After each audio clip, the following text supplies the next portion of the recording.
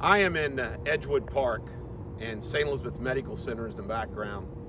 And I wanted to come here today to do a video about St. Elizabeth Medical Center and make you aware of things that you may not be aware of, and also remind you of some things that you need to remember.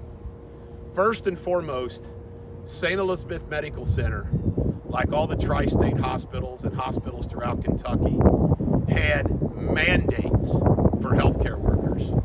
They made you get a vax, try to get a healthcare exemption or religious exemption, or be fired and lose your job. That is the most despicable thing that's ever happened, in my opinion, in the business and healthcare community in this community, throughout the country. Unbelievable. And I want you all to know some things relative to that. We did all that we could do on that issue, but at Deters Law.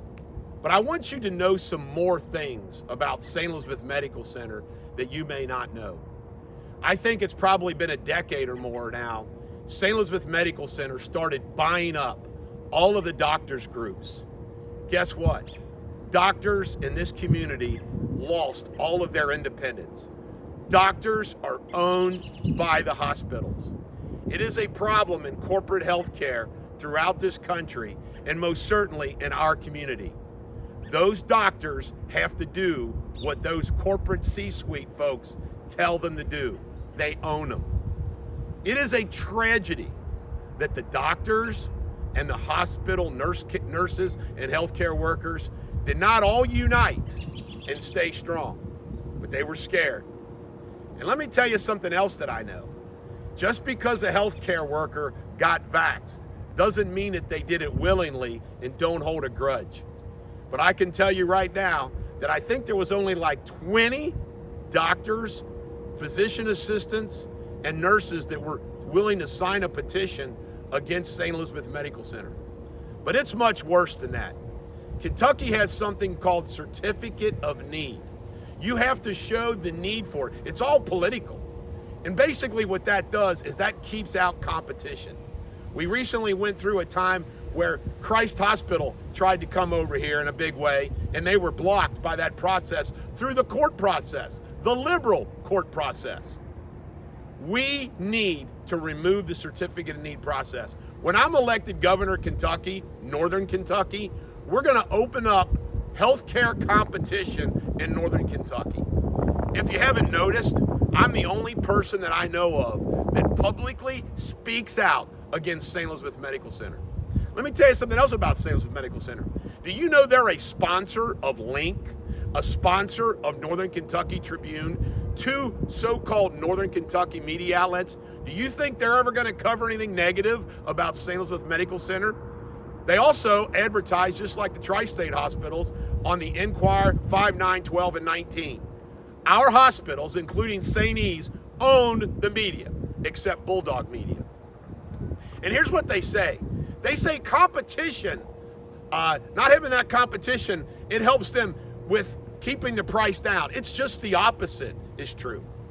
Deters Law has a lawsuit pending where the internal billing auditor documented all that needs to be documented, how they've defrauded people through billing fraud constantly.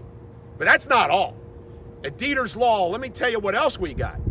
We got inside doctors sending us information about how they refer people to dialysis before their time.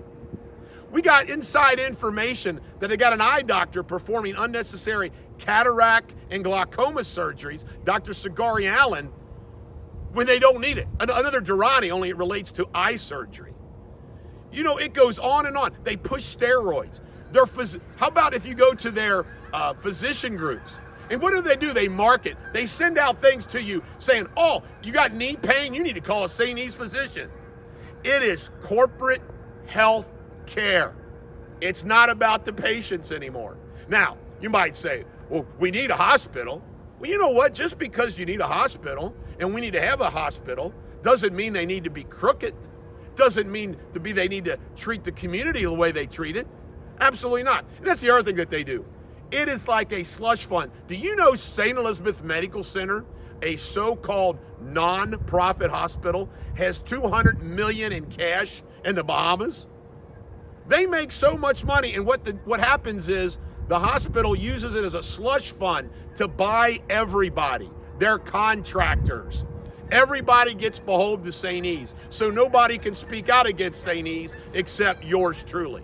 Only me. I'm the only one that speaks out against it. And there's a lot that needs to be spoken out against. Some more things that I want to point out. The board.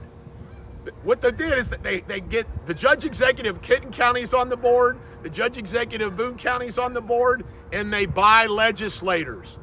For example, Kim Mosier, her husband got bought out by his practice, so he's now owned by St. E's, and then she carries the water for him in the state legislature like she's all that. By the way, she, as a nurse, she pushed the vax. And we're finding out more and more about how bad that vax is, aren't we? It is an absolute tragedy what happened in this community. The other thing is they're woke. Here we have in a conservative Northern Kentucky community, but St. E's, they're as woke as you can get. So folks, I, as your next governor of Kentucky, will change these things. And Deters Law will continue to fight them. I'll continue to speak out. It doesn't give them a right to do what they do simply because they have a monopoly. They might own everybody, but they don't own me. And I know, because I talk to everybody, you know how important it would be in this community to have healthcare competition. As your next governor, I'll give that to you.